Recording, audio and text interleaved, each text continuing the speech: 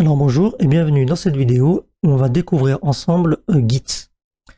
Donc si vous êtes dans une perspective de recherche d'emploi, il y a de grandes chances que votre recruteur vous demande si vous connaissez Git. Et c'est un petit peu normal parce qu'en fait en entreprise, pour collaborer sur des projets, on a besoin de ce logiciel. Si vous travaillez tout seul de votre côté, vous pouvez vous dire que Git, pour l'instant j'en ai pas besoin. Et en fait, c'est vrai et pas vrai. On peut très bien travailler sans Git, mais ça apporte tellement de bénéfices que s'en passer, c'est vraiment dommage. Donc, on va essayer de découvrir ensemble tout ce que l'on peut faire avec Git. On va d'abord voir un peu de manière théorique, et puis après, on va voir de manière pratique comment l'installer et comment l'utiliser. Alors, pourquoi Git? D'abord, qu'est-ce que c'est que Git? Donc, Git, c'est un logiciel de gestion de version. Donc, ça permet d'avoir des points de sauvegarde de son code.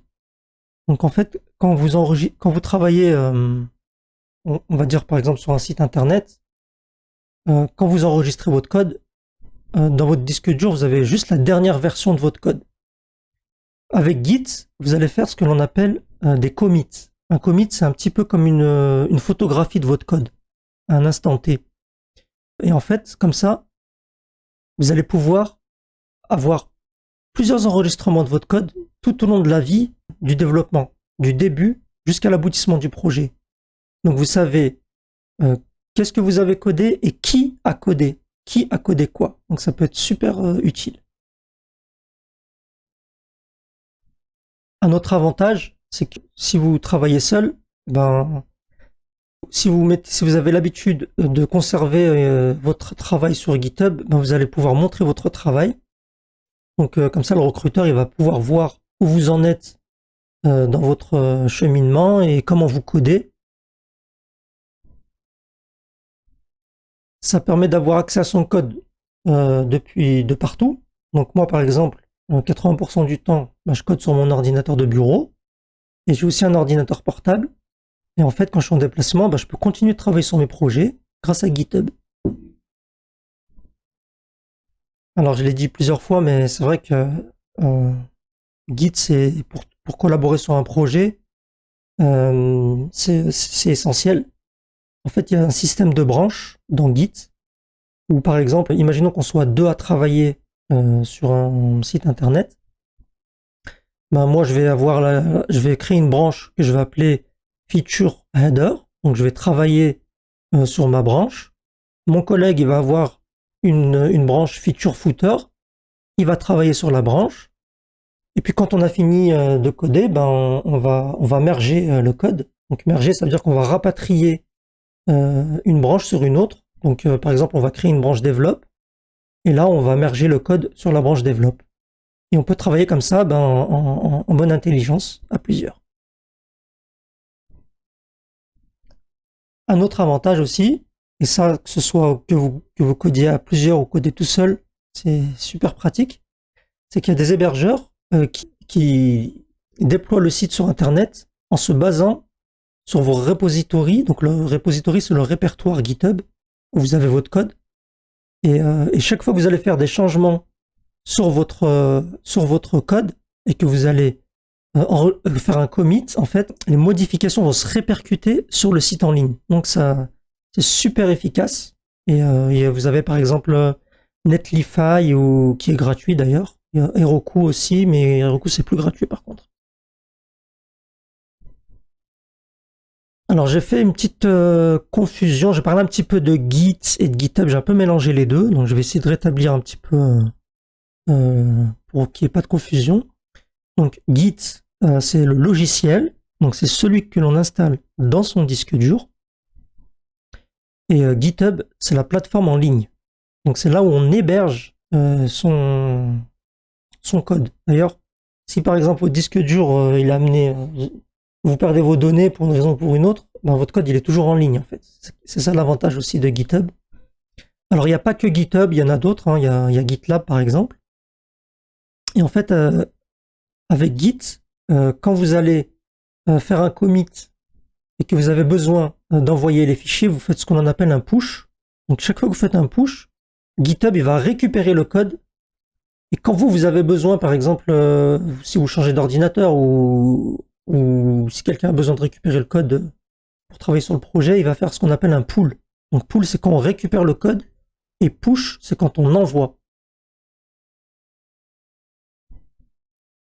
Et donc, on va passer à l'installation.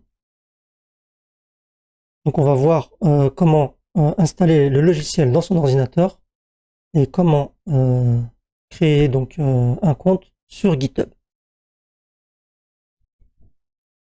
Donc vous faites une recherche sur Google, donc vous faites download Git, vous allez atterrir sur le premier lien qui va vous amener à cette page ici, et donc en fonction de votre système, donc système macOS, Linux ou Windows, donc vous allez cliquer sur le bon lien et installer le logiciel. Donc moi je l'ai déjà fait, mais bon, je vous fais confiance pour le faire. Une fois que vous l'avez installé, donc vous ouvrez Visual Studio Code, et pour savoir si Git est bien installé, donc vous ouvrez un terminal ici, en haut à gauche, ici, nouveau terminal. Donc moi je l'ai déjà fait. Vous écrivez Git version. Et là, si vous avez bien un numéro de version, comme j'ai ici, c'est que Git est bien installé. Alors maintenant, la deuxième étape, c'est de créer un compte sur GitHub. Alors, pour créer un compte sur GitHub, donc il faut se rendre à l'adresse github.com. Il faut créer sur Sign Up. Donc, une fois qu'on clique dessus, on va nous demander de fournir donc l'email, de choisir un mot de passe et un username. Donc rien de compliqué. Et puis une fois que tout est fait, on va vous envoyer un code dans votre adresse mail. Et puis une fois que c'est terminé, vous allez atterrir dans votre dashboard de GitHub. C'est là qu'on va pouvoir créer les répertoires GitHub. Donc on va y revenir après. D'abord, ce qui va se passer, ça va être sur notre ordinateur. Donc on se rend sur Visual Studio Code. Alors, j'ai créé un répertoire que j'ai appelé Découvrir Git, et à l'intérieur duquel j'ai fait un fichier index.html. Donc si on ouvre avec VS Code, je veille à bien être au niveau du terminal dans le bon répertoire. Donc là, je suis bien dans le répertoire Découvrir Git. La première chose à faire, si on veut que Git traque le répertoire, c'est de faire un git init. Donc, je vais faire un git init. Et là, on me dit que le répertoire est bien initialisé. Donc, on va pouvoir travailler avec Git sur ce répertoire.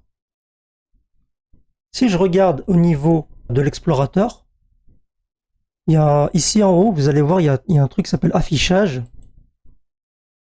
Vous cochez sur éléments masqués, et là, vous voyez qu'il y a un petit répertoire qui s'appelle .git. Donc, c'est la preuve que ce répertoire, en fait, il est bien traqué avec Git.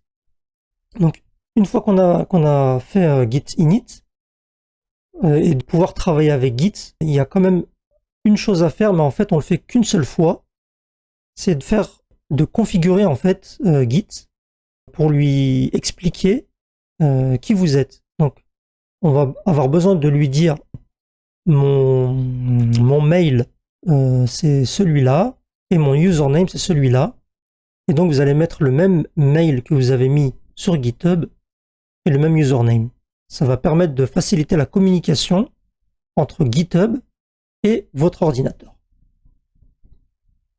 Alors, la commande, c'est git config global user email d'abord. Donc, vous mettez votre email bien dans des guillemets.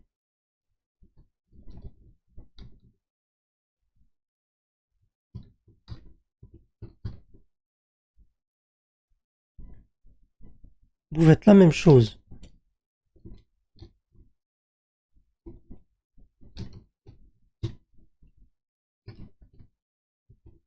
pour le name.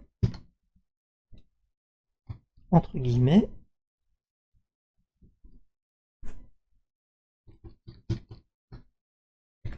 Et voilà. Donc ça, vous le faites une fois et vous le faites plus jamais après. Donc ces commandes-là, en fait, si vous faites un premier commit et que vous ne l'avez pas fait, Git va vous donner une indication. Ça va vous mettre, voilà, qui êtes-vous. Ça va vous spécifier les commandes à écrire. Donc vous n'avez même pas besoin de les apprendre. En fait, Git va vous aider. Donc je vais peut-être mettre une capture d'écran d'ailleurs pour que vous voyez à quoi ça ressemble. Et donc, pour être sûr que ça a été pris en compte, on va écrire git config global et list. Et là, on voit bien que ça a été pris en compte, donc user email et username. Voilà. Donc, on va pouvoir faire notre premier commit. Donc, pour faire un commit, il faut faire git commit m. Donc, m, ça veut dire, -m, ça veut dire qu'on va mettre un message. Donc, c'est toujours bien, quand on fait un commit, de spécifier quels sont les changements qu'on a fait. Voilà, ça permet de se retrouver un petit peu dans tous les commits et de savoir, voilà, là, à ce moment-là, j'ai fait ça, j'ai fait ça, j'ai fait ça. Donc là, nous, on va écrire first commit. Et là, donc, ça nous met on branch master, initial commit, donc c'est le premier commit. Et par contre, on a un message, c'est untracked files. Donc, on nous dit use git add file to include in what will be committed. Ça veut dire en fait, je dois dire à Git quels sont les fichiers que je veux surveiller, que je veux ajouter au commit. Parce que là, j'ai rien ajouté en fait. Et donc là, bon, j'ai qu'un seul fichier, mais j'aurais pu en avoir plusieurs. Le plus simple, c'est de les rajouter tous.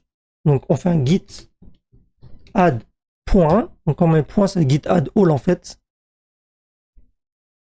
Et là, il va traquer tous les fichiers qui sont dans le répertoire. Et en fait, Git, il est assez intelligent pour voir quels sont les fichiers qui ont été modifiés. Donc en fait, il va voir dans chaque fichier ce qui a été modifié et il va envoyer donc les modifications. Et donc là, je refais un git commit. Donc git commit m first commit. Et là, on me dit one file changed, 12 insertions. Donc ça m'a mis 12. Là, il y a 12 lignes. Et donc, le commit a bien été pris en compte. Donc là, il a pris une photo de mon code, en gros. Et là, maintenant, le commit, il est dans mon ordinateur. Là, je peux refaire des changements, par exemple. Refaire un commit. Il y aura deux commits avec la première version du code actuel, là, comme il est maintenant. Là, par exemple, je vais rajouter un paragraphe, un titre. Et je vais faire un autre commit, il va avoir deux versions, donc il va avoir deux commits. Mais moi, ce qui m'intéresse, c'est d'envoyer ce code sur GitHub. Et donc là, on va retourner sur github.com. Et une fois sur GitHub, on va créer un nouveau répertoire. Create a new repository. Donc, on clique sur le bouton vert. Et là, on va choisir un nom. Donc, on va l'appeler test. On n'est pas obligé de mettre une description. On va le mettre en public. On peut le mettre en privé, ça ne change rien. Et là, le repository, il est fait. Donc là, on nous donne des indications ici, là. Donc, soit on crée un nouveau répertoire, soit on push an existing repository from the command line. Nous, c'est ce que l'on va faire. On va copier ici, là, la première ligne, git remode add origin. Donc, on fait un copier.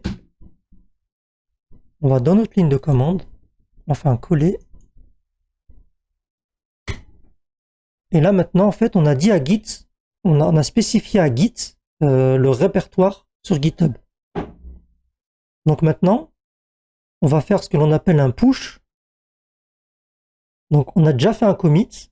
On va pusher maintenant le commit que l'on a fait sur GitHub. Donc pour ça, on fait un git push.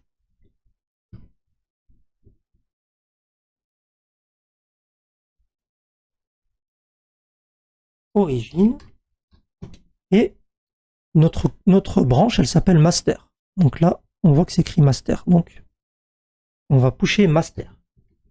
Git push origine master. Et là, qu'est-ce qui se passe? On a un petit carré qui arrive. On nous demande de nous connecter sur GitHub. Donc, moi, je vais me connecter avec mon navigateur. Voilà. Et donc, une fois qu'on a atterri dans le navigateur, on va nous demander autoriser notre ordinateur à se connecter sur notre repository. Donc, on va mettre autoriser.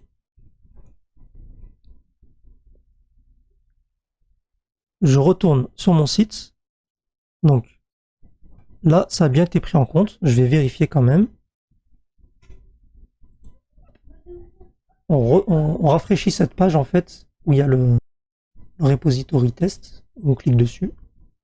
Et là, on voit bien que le fichier index.html, il est présent. Et voilà. Alors, je vais vous montrer une petite astuce. Quand on fait le push, on peut rajouter un petit tag qui va permettre de faire un lien entre votre branche master et la branche master qui est sur GitHub. Donc là, je vais rajouter par exemple un paragraphe. Voilà, je rajoute un paragraphe. Je fais toujours, c'est toujours dans le même ordre. Git add, git commit et git push. Alors, git add point, git commit, hop, voilà, one field change. Et là, je mets bien le U, origin master. Voilà. Et là, donc, on va d'abord vérifier que ça a bien été pris en compte. Hop. Index. Voilà, donc le paragraphe est bien présent. Et là, on a une phrase là qui nous dit branch master setup to track remote branch master from origin. Maintenant que vous faites des push, le fait d'avoir mis le flag, le tag -u, on a créé un lien entre le master de votre ordinateur et le master sur GitHub. Maintenant, vous avez besoin juste de faire un git push. Vous n'avez plus besoin de mettre origin master. Je vais vous le prouver. Je vais rajouter un H2 par exemple. Il faudra le mettre dans le body, ça serait mieux. Alors, H2. Non, M10. Hop. Ce coup-ci, je sauve bien. Donc, git add, git commit. Donc là, je vais mettre. Je vais juste mettre commit, voilà, hop. Et là, je vais juste faire un git push. Et voilà. On va regarder. Je mets à jour. Index. Et voilà. Donc là, maintenant, le fait d'avoir mis le petit tag U, ça permet maintenant de faire juste un git push. Voilà. Une petite astuce, on va dire. Maintenant, on va voir comment on fait pour récupérer le projet. Donc, imaginons maintenant que j'ai envie de continuer de travailler sur mon projet dans mon ordinateur portable. On va voir comment on fait. Donc, là, pour émuler un peu l'ordinateur portable, je vais créer un nouveau répertoire dans cet ordinateur. Voilà, je vais l'appeler découverte 2. Donc, alors, nouveau dossier. Découverte 2, hop. C'est que je vais rouvrir une nouvelle fenêtre avec le fichier ouvert à l'intérieur, sera plus parlant peut-être. Voilà. Et donc, je vais me rendre sur GitHub.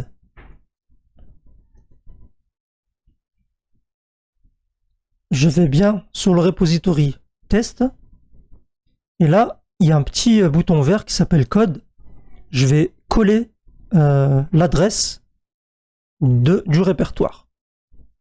Donc, je fais un copier-coller. Donc, ici, je fais un copier. Là, le petit carré, ça fait un copier. Voilà. J'ai bien la confirmation, copied. Et là, je fais un git clone.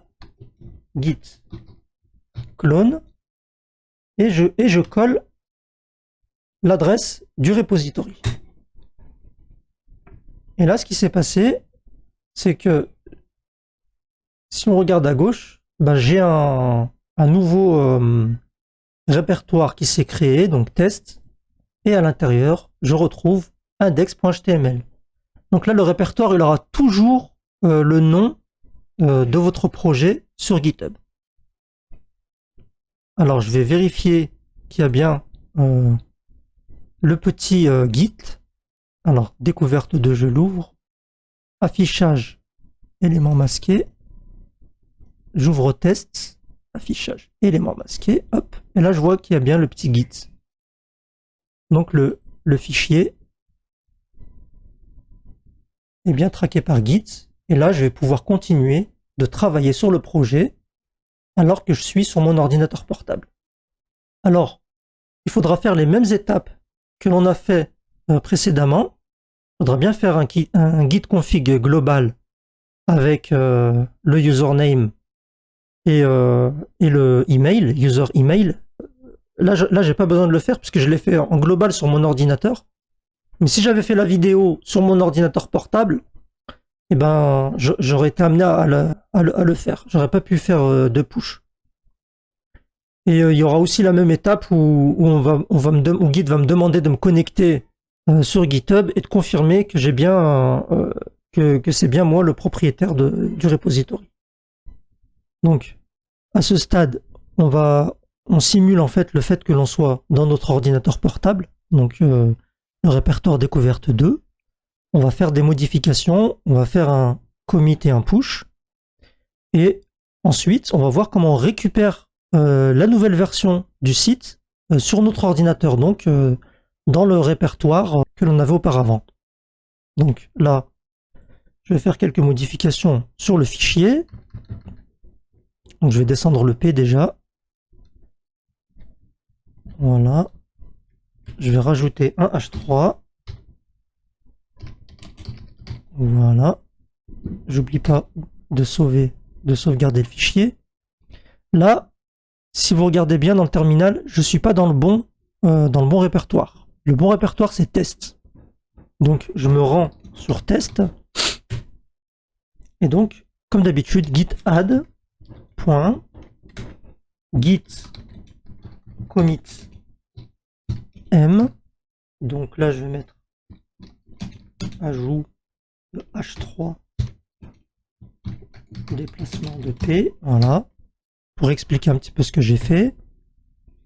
Et puis, j'ai plus qu'à faire un git push. Alors là, j'avais déjà fait un push avec le tag -u. Donc j'ai besoin juste de faire un git push cette fois-ci. Et là, on va vérifier sur notre repository GitHub que ça a bien été pris en compte. Et donc là, on voit bien que j'ai le H3 et le P. Maintenant, on va se rendre donc dans le répertoire découvrir Git. Et là, on voit que j'ai encore la version précédente. Donc, pour récupérer le code mis à jour, je vais écrire la commande git pull. Et hop, et là, on voit que maintenant, le P est descendu et le H3 s'est ajouté. Donc, le fichier s'est automatiquement mis à jour avec le git pull. Donc, à ce stade-là, on a appris comment initialiser un projet Git, comment faire un commit et comment envoyer ces fichiers avec un push. On a appris comment récupérer un projet pour travailler sur un autre appareil. et on a appris comment récupérer la dernière version du code. Donc à ce stade-là, on a tout ce qu'il faut pour débuter avec Git. Et au fur et à mesure de vos besoins, quand vous aurez besoin de savoir comment créer une branche, et comment merger, etc., à ce moment-là, vous ferez une recherche et vous apprendrez. Je pense que pour débuter là, il y a ce qu'il faut, il y a les basiques pour commencer. Ce que je vous invite à faire, c'est de mettre vos projets, les projets sur lesquels vous avez travaillé, qui sont enregistrés dans votre ordinateur, de les héberger sur GitHub. Comme ça, si vous êtes en recherche d'emploi, par exemple, vous allez pouvoir montrer votre code. Éventuellement, si vous voyez entre deux candidats, un qui connaît Git, un qui connaît pas Git, vous avez déjà peut-être une longueur d'avance. Ce que je vous invite à faire aussi, si par exemple vous découvrez, vous êtes en train d'apprendre React, que vous avez fait un Create React App par exemple, ce serait bien de s'amuser à l'héberger sur Netlify. Et donc pour héberger sur Netlify, vous avez besoin donc d'avoir un repository Git. Je pense que je vais faire une vidéo sur le sujet.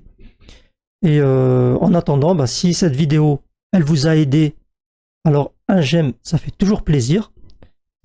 Et puis, je vous remercie d'avoir suivi attentivement cette vidéo. Et je vous dis à la prochaine. Merci.